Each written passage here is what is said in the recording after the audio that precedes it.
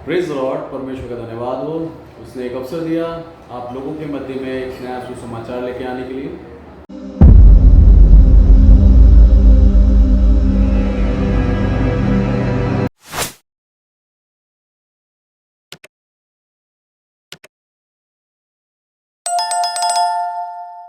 आज का विषय है हमारा प्रकाशित वाक्य, उसका 12वां अध्याय और उसके अंदर एक स्त्री और अजगर, इसके विषय में आज हम पढ़ेंगे। ये वो भविष्यवाणी है जो यूहन्ना को दी गई थी। ये वो प्रकाशन है जो यूहन्ना ने देखा और उसको देखने के बाद उसने लिख दिया। आज परमेश्वर हमें इन वचनों से क्या सिखाना चाहता है, आज के अध्याय से हम देखते हैं। और वो प्रकाशन जो उसको दिया गया था, आज हमारे जीवन में किस तरह से उस प्रकाशन को हम देखते हैं, ये भी आज हम सीखेंगे। आइए आज मैं पढ़ता हूँ आप लोगों के लिए प्रकाशित वाक्य और उसका 12 अध्याय और पहली आयत में पढ़ता हूँ। फिर स्वर्ग में एक बड़ा चिन्ह दिखाई दिया, अर्थात एक स्त्री जो सूर्य ओढ़े हुए थी और चांद उसके पांव तले था और उसके सर पर 12 तारों का मुकुट था। यहां पर सबसे पहले क्या लिखता है? फिर स्वर्ग में एक बड़ा चिन्ह दिखाई दिया। ये चीज बोल रहा है, एक चिन्ह है ये। इस चीज को हमें समझना बहुत जरूरी है। कई लोग इसको एक स्त्री के रूप में देखते हैं क्योंकि स्त्री कहा गया है, पर यदि हम देखते हैं बाइबल को तो बाइबल के अंदर कई जगह परमेश्वर ने इस्राएल के लिए स्त्री शब्द का प्रयोग करा है। यदि आपको रेफरेंस चाहिए तो मैं आपको रेफरेंस दे सकता हूं। उसके अंदर लिखा हुआ है, यदि यशाया 54 1 से लेकर 6 तक आप पढ़ सकते हैं, जर्मिया 3 का 20 आप पढ़ सकते हैं, और यजकेल 16 और उसका 8 से 14 आप पढ़ सकते हैं, और होशे 2 का 19 और 20 पढ़ सकते हैं। इसके अंदर साफ साफ दे रखा है कि जो स्त्री है वो एक यरूशलेम, एक इस्राएल को दर्शाती है। तो यहां पर जब हम पढ़ते हैं तो इसके अंदर क्या बोला है? उसने एक चिन्ह देखा। तो आप एक समझिए कि एक चिन्ह है, ये वास्तविक रूप में एक स्त्री उसने देखी है, वो एक चिन्ह के रूप में देखी है। और उसके अंदर क्या देखता है वो कि उसके सर के ऊपर ऐसा मुकुट है जिसके अंदर 12 तारे उसके अंदर लगे हुए, यानी कि क्या है? उसके ऊपर सिर, यहां पर दोबारा पढ़ता हूं मैं, कि सिर पर 12 तारों का एक मुकुट पहना था। ये चिन्ह उसने देखा।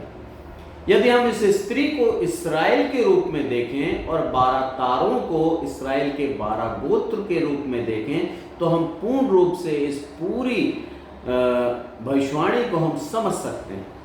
और इसी बात को और अधिक प्रूव करने के लिए कि ये स्त्री नहीं, एक इस्राएल के लिए कहा गया है, हम उत्पत्ति की एक आयत में पढ़ना चाहूंगा। उत्पत्ति उसका 37, यदि उत्पत्ति 37 और उसका 9वां आयत में पढ़ूं तो उसके अंदर साफ साफ कहता है, फिर उसने एक और स्वप्न देखा और अपने भाइयों से उसका भी वर्णन किया कि सुनो, मैंने एक और स्वप्न देखा कि सूर्य, चंद्रमा और 11 तारे मुझे दंडवत कर रहे हैं। यहां पर साफ साफ हम देख लेते हैं, सीख जाते हैं कि ये जो आयत लिखी गई है प्रकाशित वाक्य में, अंतिम किताब के अंदर उसका वर्णन उत्पत्ति यानी कि पहली किताब के अंदर ही दे रखा है। हम यदि बाइबल को ध्यान से पढ़ें, यदि हम बाइबल के भेदों को समझना चाहते हैं तो पूरी बाइबल एक दूसरे से लिंक है। एक दूसरे से बाइबल की सारी किताबें एक दूसरे से लिंक हैं, जुड़ी भी हैं। उसको हमें सीखना होगा। और यहां पर क्या देखते हैं हम? साफ साफ कह दिया उसने कि जो सूर्य है वो कौन है? वो याकूब है, और जो चंद्रमा है वो कौन है? वो राहेल है। और ये स्त्री, ये इस्राएल के रूप में हम इसको देखते हैं। 11 तारे उसने बोला उसको दंडवत कर रहे हैं क्योंकि 12वां तारा वो खुद था। और यहाँ पर इस्राएल की बात हो रही है, और इस्राएल के अंदर क्या है? 12 तारे यानी कि 12 गोत्र इस्राएल। और अब हम आगे पढ़ेंगे कि इस्राएल के साथ साथ में उसने क्या देखा कि वह गर्भवती हुई, स्त्री के विषय में कह रहा है कि वह गर्भवती हुई, चिल्लाती थी क्योंकि उसकी प्रसव की पीड़ा में थी। यहां पर इस्राएल जो कि उत्पत्ति करता है प्रभु यीशु मसीह की। परमेश्वर ने इस्राएल को चुना अब्राहम के द्वारा। अब्राहम से उसने प्रतिज्ञा करी और प्रतिज्ञा करने के बाद उसी के वंश में याकूब को पैदा करा और याकूब से पूरे इस्राएल की उत्पत्ति हुई। और इसी इस्राएल के एक गोत्र के अंदर, यहूदा गोत्र के अंदर प्रभु यीशु मसीह का जन्म हुआ। यानी कि प्रभु यीशु मसीह को जन्म देने वाला इस्राएल ठहरा। इसीलिए यहां पर बोलता है कि इस्राएल को ने क्या करा, वो चिल्लाती थी, पीड़ा थी। किस बात की वेदना थी? यदि हम प्रभु यीशु मसीह के जन्म के समय में जाएं तो उस समय रोमी साम्राज्य था और रोमियों ने, रोमी साम्राज्य के जितने भी लोग थे उन सबों ने क्या कर रखा था, उनको पूर्ण रूप से दबा रखा था और उन लोगों से मेहनत करवाते थे, उन लोगों को अपने कष्ट के अंदर रख रखा था। और यही रोमी साम्राज्य का एक नियम था और इसके अधीन में थे पूरे लोग, यहूदी भी और सारे की सारा इस्राएल। वहां पर नाम के लिए हेरोदेस राज्य करता था, पर वो किसके अधीन था? रोमी साम्राज्य के अधीन था। इसीलिए बोलते थे, वो चिल्लाने लगी उस पीड़ा से कि उसको जन्म दिया उसने, और जन्म दिया प्रभु यीशु मसीह को। प्रभु यीशु मसीह इस्राएल के द्वारा जन्मा, इस्राएली देश के अंदर वो जन्मा। और आगे हम क्या पढ़ते हैं, उसके अंदर लिखा है कि एक और चिन्ह स्वर्ग में दिखाई दिया। यहां तक हमने पूरा देखा कि प्रभु यीशु मसीह का आगमन कैसे हुआ है। ये स्त्री ना होकर, वास्तविक रूप में स्त्री ना होकर, एक देश इस्राएल को रिप्रेजेंट करती है। और प्रभु यीशु मसीह का जन्म इसने किस तरह से दिया, ये हमने अभी देखा। अब आगे हम क्या देखते हैं, एक और चिन्ह स्वर्ग में दिखाई दिया और देखो, एक लाल बड़ा लाल अजगर था जिसे 7 सिर और 10 सींग थे और उसके सिरों पर 7 राजमुकुट थे। यदि इंग्लिश बाइबल हम पढ़ते हैं तो उसके अंदर साफ साफ लिखा है, यहाँ पर जो 7 एक बड़ा लाल अजगर लिखा है, इंग्लिश बाइबल में लिखा है कि एक फ्यूरियस रेड ड्रैगन को दर्शाता है। वहां पर एक अजगर की जगह ड्रैगन लिखा है।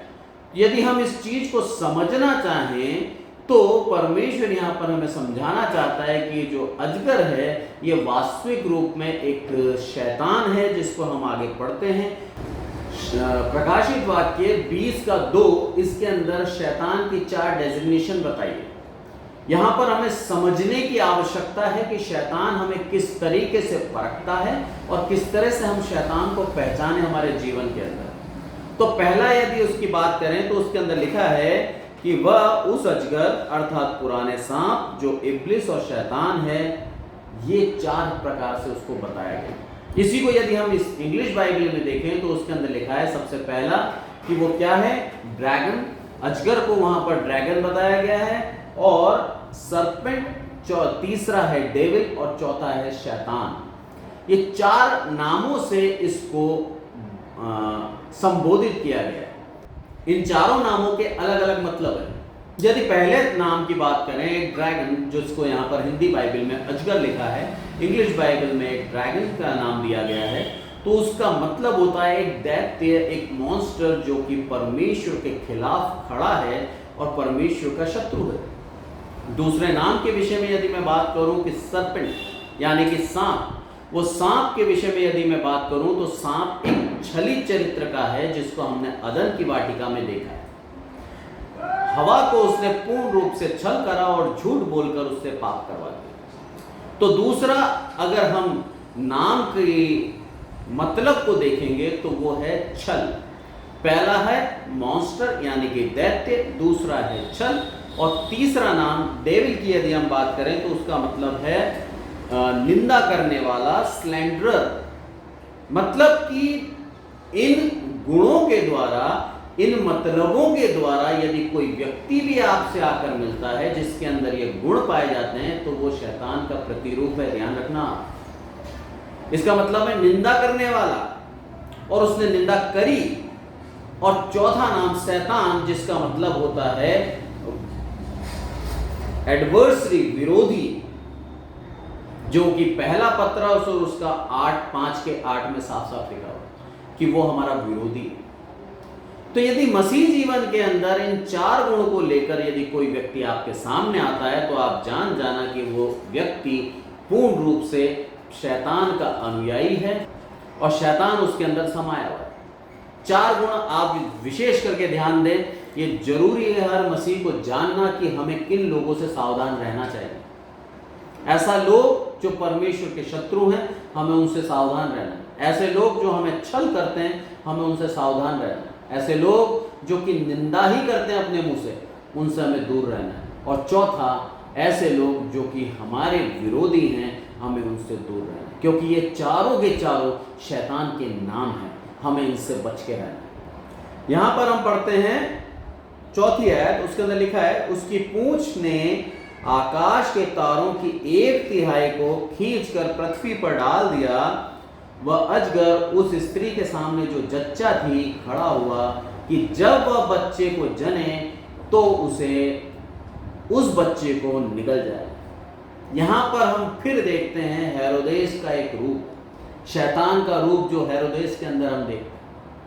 हेरोदेस के सामने ज्योतिषी आए और ज्योतिषी आने के बाद उन्होंने बोला कि प्रभु यीशु जो यहूदा का राजा है उसका जन्म होने वाला है, और वो इंतजार कर रहा था जैसे ही जन्म हो मैं उसको मार डालूं। स्वप्न में चेतावनी पाकर यूसुफ को एक सेफ जगह भेज दिया गया और साथ ही साथ ज्योतिषियों को भी ये कह दिया गया कि दोबारा हेरोदेस के पास मत जाना, किसी और मार्ग से चले जाना। दोनों को बताया गया और दोनों ने उसी अनुसार किया और उस परमेश्वर के पुत्र प्रभु यीशु मसीह को बचा लिया। पर यह चीज पहले से लिख दी गई थी कि ऐसा होगा और वैसा ही हुआ। यदि हम पढ़ते हैं मत्ती 2 और उसका 16 से 18 में पढ़ता हूं, जब हेरोदेस ने देखा कि जोशियों ने उसके साथ धोखा किया, तब वह क्रोध में भर गया और लोगों को भेजकर जोशियों द्वारा ठीक ठीक बताए समय के अनुसार बेतलेहम और उसके आसपास के स्थानों के सब लड़कों को जो 2 वर्ष के या उससे छोटे थे मरवा डाला। शैतान की योजना थी कि प्रभु यीशु मसीह को पैदा होते ही खत्म कर दे, पर नहीं कर पाया। शैतान और प्रभु यीशु मसीह के कहे गए वचनों के अंदर आज युद्ध चल रहा है। शैतान चाहता है कि जो प्रभु यीशु मसीह ने कहा उस बात को वो झूठा साबित कर दे। यही कारण है यरूशलेम के अंदर और इस्राएलियों के विरुद्ध लोगों को उकसाया जाता है और लोग उसके विरुद्ध युद्ध करते हैं और आज भी युद्ध चल रहा है। प्रभु का वचन कहता है प्रकाशित वाक्य के अंदर कि यदि तुम्हारे ऊपर वो समय जब आता है तो प्रार्थना करना वो सप्त का दिन ना हो। और यदि आपको याद हो तो पिछले साल 2023 में अक्टूबर को हमास ने जो अटैक करा था वो सप्त का ही दिन था। परमेश्वर की एक एक बात जो हमारे मुख से निकलती है वो सुनता है और प्रभु यीशु मसीह की भी हर एक बात को उसने सुना और वो चाहता है कि उन बातों को वो झूठ साबित कर दे और प्रभु यीशु मसीह के कथन को वो झूठ साबित करके प्रभु यीशु मसीह के काम को विफल कर दे। आगे क्या लिखा है 5वीं आयत में कि वह बेटा जनी तो लोहे का दंड लिए हुए सब जातियों पर राज्य करने पर था और वह बच्चा एकाएक परमेश्वर के पास और सिंहासन के पास उठाकर पहुंचा दिया गया। इस चीज को यदि हम देखें तो भजन संहिता के अंदर साफ साफ पहले से ही भविष्यवाणी कर दी गई है कि किस तरह से परमेश्वर ने ये बच्चा प्रभु यीशु मसीह खुद है और प्रभु यीशु मसीह के विषय में जो परमेश्वर ने दाऊद को बोला था भजन संहिता और उसका 2 अध्याय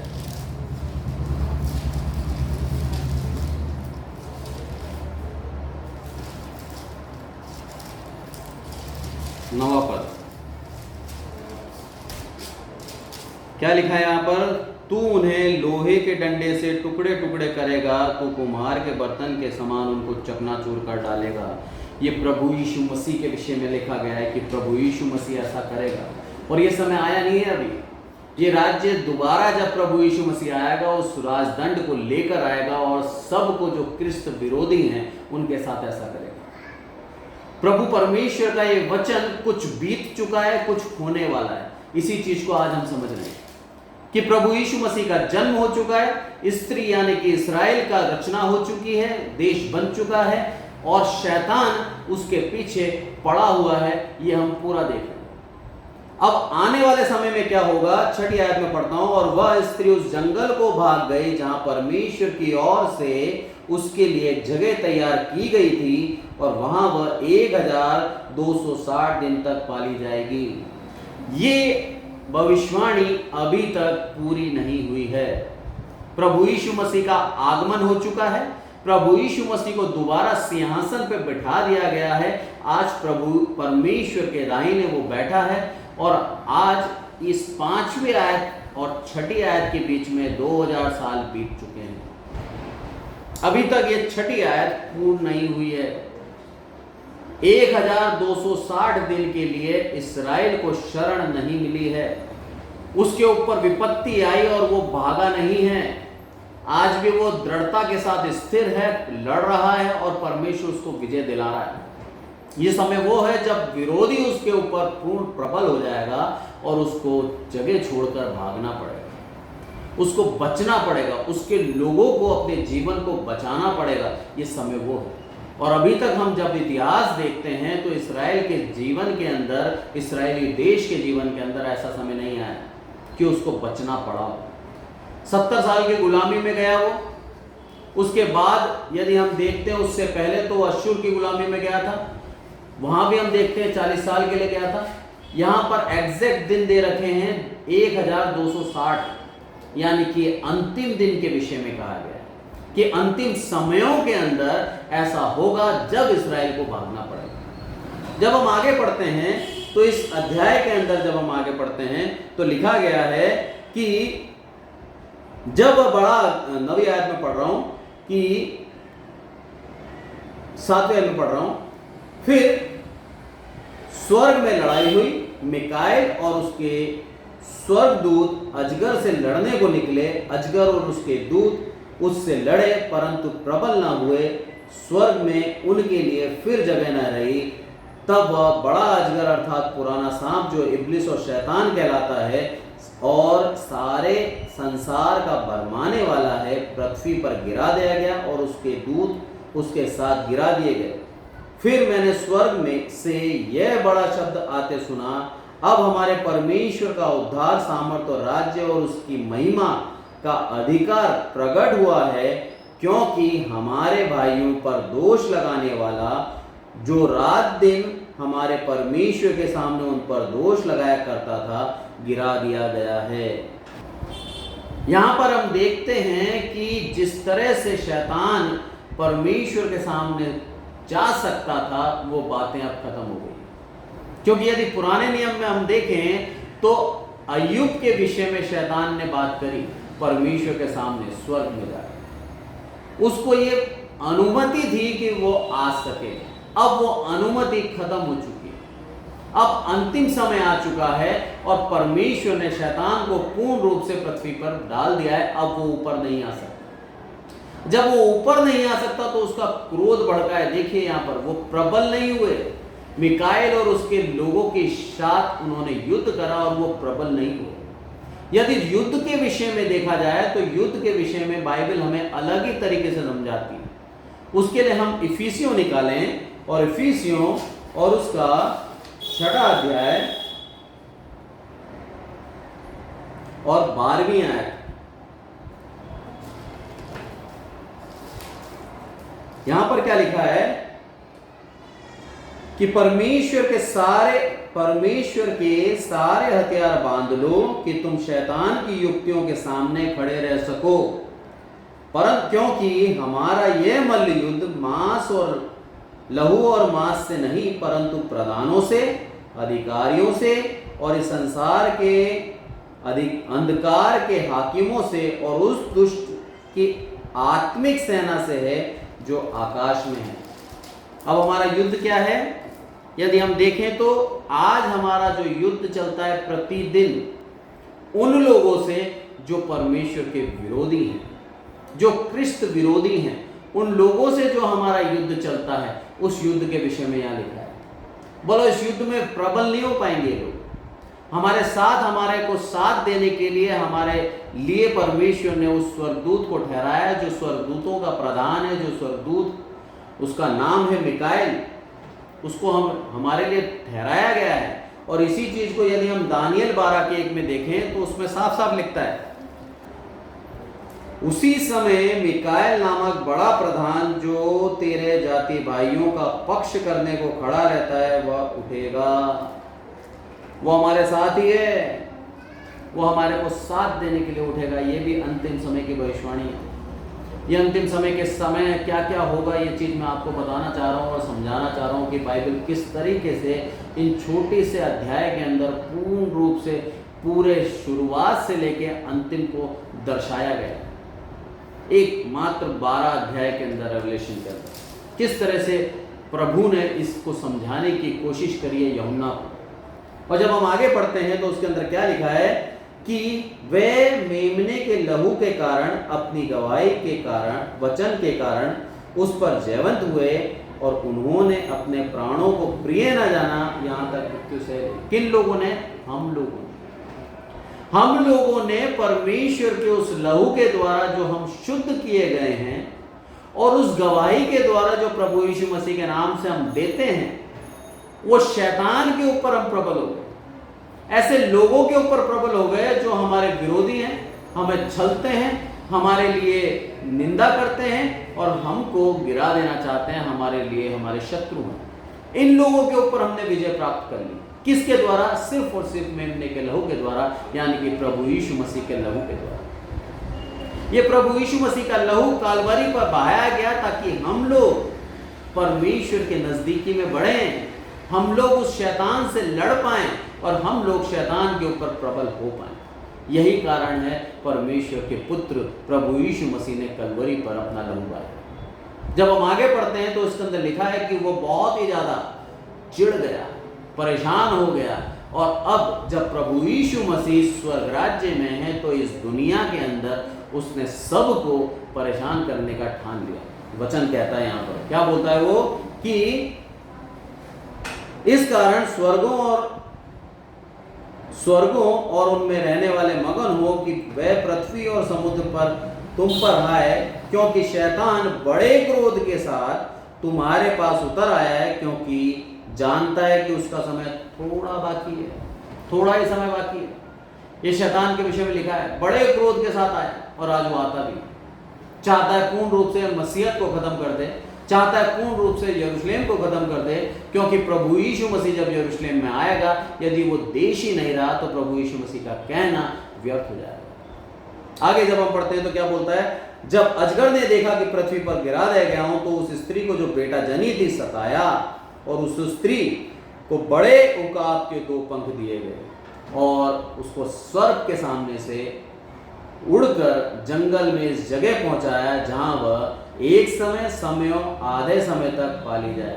फिर वही समय दिया गया है जो यहाँ पर दिनों के अंदर दिया गया था, लगभग 3.5 साल फिर ये समय दिया गया है जहां पर इस्राएल को पूर्ण रूप से बचाया जाए। 2 उकाब के पंख दिए गए। ये डिलीवरेंस को दिखाता है, छुटकारे को दिखाता है कि परमेश्वर ने शैतान से उनको बचा लिया और बचाने के बाद उनको 3.5 साल तक पाला जाए। प्रभु यीशु मसीह अपने वचनों से सिखा रहा है, समझा रहा है कि ना केवल इस्राएल बल्कि हर एक जन जो प्रभु यीशु मसीह पे विश्वास करता है, प्रभु उसको आशीष देना चाहता है, प्रभु उसको छुटकारा देना चाहता है, प्रभु उसको उस शैतान के पंजे से बचाना चाहता है। आज का वचन यही कहता है।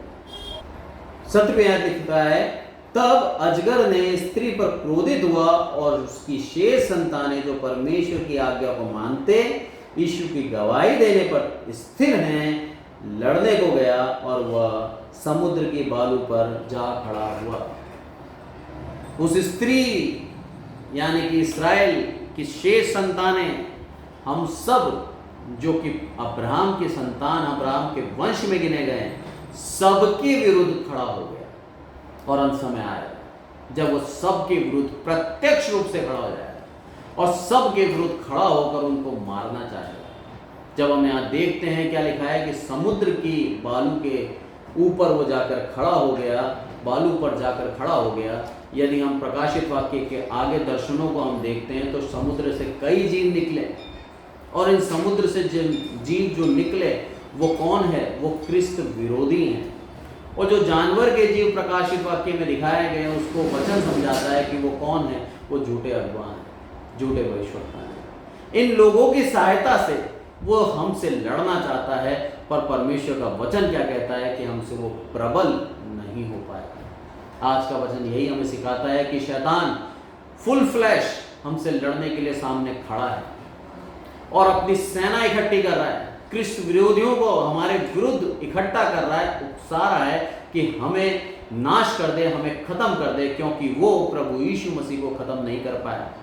आज उसका बदला वो प्रभु यीशु मसीह पे विश्वास करने वाले हर एक विश्वासी से लेना चाहता है और इस इस्राएल से लेना चाहता है, क्योंकि इस्राएल प्रभु यीशु मसीह के आगमन तक स्थिर रहेगा।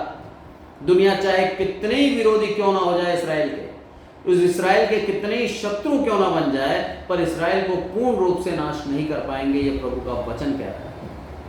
आज हमने यही सीखा कि प्रभु अपने वचन के द्वारा हमें ये स्थिरता दिखाता है, हमें ये बताता है कि हमें वो उस शैतान से जो कि छल के रूप में आता है, जो कि निंदा करने के रूप में आता है, हमारे विरोध में खड़ा हो जाता है और हमें गिरा देना चाहता है, हमारा शत्रु बनकर उससे हमें प्रबल करेगा, क्योंकि उसका वचन आज हमें ये सिखाता है। प्रभु आज के वचन के द्वारा हम सबको आशीषित करें।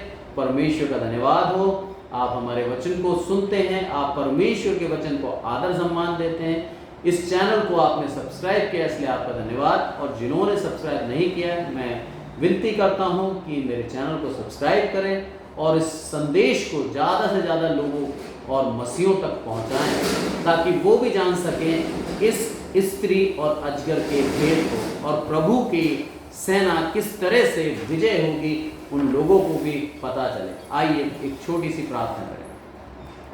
हे हमारे प्रभु, हम सबको संभाल कर रखते हैं, इसलिए आपका धन्यवाद मेरे प्रभु। सारी आदर महिमा आपको देते हैं, हम गढ़े आप पढ़ें, हमारे हर एक आवश्यकताओं को आप पूरा करते हैं, इसलिए आपका धन्यवाद देते हैं मेरे प्रभु। सारी आदर महिमा आपको देते हैं मेरे प्रभु, धन्यवाद देते हैं मेरे प्रभु एक उत्तम वचन के लिए जो आपने हमें दिया मेरे प्रभु। आपके वचन के अनुसार हम सीखे हैं, समझे हैं कि सच में मेरे प्रभु आप ही हैं जो हमें हर एक प्रकार की बुराई से बचाने की शक्ति रखते हैं।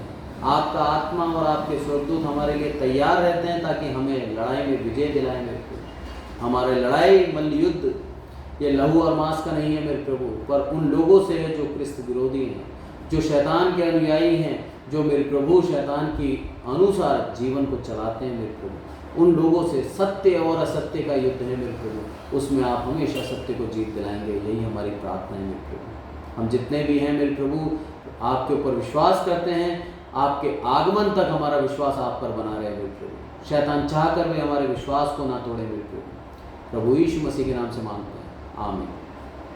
धन्यवाद, थैंक यू सो मच।